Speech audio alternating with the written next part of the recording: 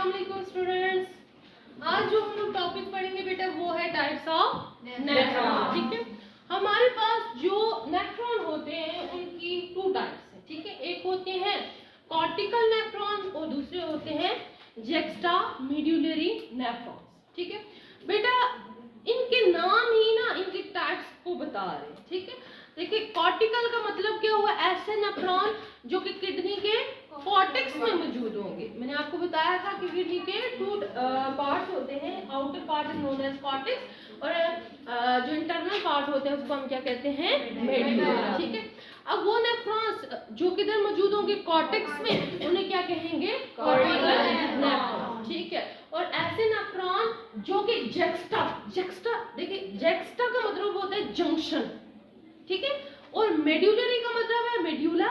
Like medulla का जो जेक्स्टा आ रहा होगा वहां वो प्रेजेंट होंगे। मींस कि जो कॉर्टेक्स है और जो मेड्यूला है उसका जहां पे वो ज्वाइन हो रहे हैं, जहां पे उनका जंक्शन है, तो वहां पे जेक्स्टा मेडुलरी नेफ्रॉन प्रेजेंट होंगे। ठीक है बच्चे, अगर हम लोग देखें कि टोटल जितने भी नेफ्रॉन होते हैं उनका कितना परसेंट कॉर्टिकल नेफ्रॉन है और कितना परसेंट जेक्स्टा मेडुलरी नेफ्रॉन है, तो ये आपने याद भी रखना है। अच्छा, ये आपको परसेंटेज याद होनी चाहिए। ठीक है, कॉर्टिकल नेफ्रॉन बेटा हमारी बॉडी में 70 से 80% प्रेजेंट होते हैं और जो जेक्स्टा मेडुलरी नेफ्रॉन्स है उनकी परसेंटेज क्या है, 20 से 30%। बेटा जो कॉर्टिकल नेफ्रॉन होते हैं ना उनका रीनल कार्पसल भी कॉर्टेक्स में होता है और उनका पीछे से रीनल टेब्यूल और लूप ऑफ हैले वो शॉर्ट होते हैं। ठीक है, एक तो ये बात आपने याद रखनी है। अच्छा, इनकी डिफरेंस में कि जो कॉर्टिकल नेफ्रॉन होंगे उनका जो रीनल कार्पसल होगा वो किस में होगा, कॉर्टेक्स में होगा और इनके पास शॉर्ट लूप ऑफ हैले होता है। क्या होता है, शॉर्ट लूप ऑफ हैले। ये पॉइंट आपने डिफरेंस में याद रखना है। और अगर हम लोग जेक्स्टा मेडुलरी नेफ्रॉन की बात करें तो जेक्स्टा मेडुलरी नेफ्रॉन जो है वो बॉडी के जो जितने भी नेफ्रॉन्स हैं उनका 20 से 30% बना रहे हैं। ठीक है, और जो जेक्स्टा मेडुलरी नेफ्रॉन्स होते हैं इनका जो रीनल कार्पसल होगा, मतलब इनका ग्लोमेरुलस और बोमेस कैप्सूल जो होगा वो at the junction of cortex and medulla होगा और इनका लूप ऑफ हैले नीचे से बहुत ज्यादा लॉन्ग होगा। They have long loop of हैले जो कि पूरा डिसेंड करके नीचे मेडुला में आ रहा होगा। अंडरस्टूड? अब बेटा हम लोग देख लेते हैं एक डिफरेंस। हम लोगों ने परसेंटेज का पहले डेफिनेशन का डिफरेंस आप लोगों ने नोट कर लेना है, उसके बाद परसेंटेज का डिफरेंस आप लोगों ने लिख लेना है। ठीक है, आप इस क्वेश्चन को ऐसे अरेंज करेंगे, what is the difference between the cortical nephron and the juxtamedullary nephron. तो पहला लोकेशन की बेस पे डिफरेंस हो जाएगा, दूसरा परसेंटेज की बेस पे डिफरेंस आ जाएगा, तीसरा डिफरेंस आपने बताना है कि जो कॉर्टिकल नेफ्रॉन्स है उनका जो रीनल कार्पसल है वो कॉर्टेक्स में है, जबकि जेक्स्टा मेडुलरी नेफ्रॉन का जो रीनल कार्पसल है वो at the junction of cortex and medulla है। फिर फोर्थ डिफरेंस ये आ जाएगा कि कॉर्टिकल नेफ्रॉन है वो short loop of Henle but the juxtamedullary nephrons has long loop of Henle. ठीक है, 5 डिफरेंस हो गए। अब छठा डिफरेंस बेटा आप लोगों ने ये लिखना है कि जो कॉर्टिकल नेफ्रॉन है उनका फंक्शन क्या है। कॉर्टिकल नेफ्रॉन का बेटा फंक्शन होता है maintain the blood volume, to maintain the blood volume. मैंने आपको बताया था कि बंदा अगर पानी कम पी रहा है, अगर वाटर की इंटेक कम है तो क्या होगा, ब्लड का वॉल्यूम मेंटेन रहेगा।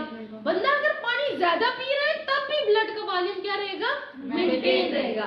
This is known as the to maintain the blood volume which is a function of the cortical nephron, but the function of the jexa medullary nephron is to concentrate the urine। ठीक है, like जब हमारे पास urine की formation हो रही होती है तो अगर तो पानी की कमी है बॉडी में तो यूरिन के अंदर पानी को बॉडी से रिमूव नहीं होना, ये काम कौन करेगा, ये काम करेगा जेक्स्टा मेडुलरी नेफ्रॉन।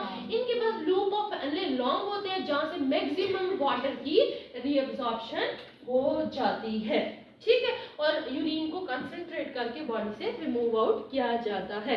आई होप कि आपको टाइप्स के डिफरेंस समझ आ गए होंगे। अब बेटा एक छोटा सा पैराग्राफ जो आपकी सेकेंडरी की बुक में टाइप्स ऑफ नेफ्रॉन के नीचे लिखा है कि ये आपने समझ लेना है, इसको अपना क्लियर कर लेना है कॉन्सेप्ट को, कि हमेशा आपकी जो रीनल आर्टरी होती है उसके पास हाईएस्ट अमाउंट ऑफ यूरिया होता है। क्या? Highest amount of urea. आप बच्चों के माइंड में ये होता है कि जो भी आर्टरी है तो उसमें क्या, बस बचपन से पढ़ाए हुए हैं ना, आर्टरी के अंदर साफ खून है, आर्टरी के अंदर साफ खून है, ठीक है। लेकिन बेटा साफ मींस कि ऑक्सीजनेटेड खून है, ठीक है। ब्लड कैसा है? ऑक्सीजनेटेड है। तो ऑक्सीजनेटेड तो ब्लड है, लेकिन उसके पास यूरिया बहुत ज्यादा है, क्योंकि अभी वो फिल्ट्रेशन के लिए आई है। किडनी से उसको फिल्टर करना है, उसके अंदर से यूरिया को रिमूव करना है, ठीक है। There are two functions of kidney ना, the filtration of blood and the formation of urine. तो filtration is also the work of the kidney. तो जैसे ही रीनल आर्टरी जो होती है उसके पास हाईएस्ट अमाउंट ऑफ यूरिया होता है। ठीक हो गया? क्लियर हो गया? तो अब जब रीनल आर्टरी किडनी के अंदर जाएगी तो वो किस में डिवाइड हो जाएगी? आर्ट्रियोल में। सबसे पहले क्या बनेंगे? Efferent arteriole.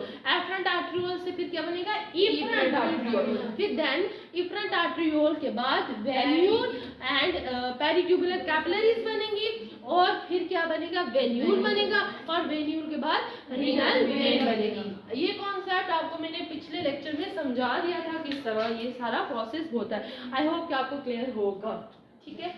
आई होप कि आप सबको समझ आई होगी। थैंक यू, अल्लाह हाफिज़।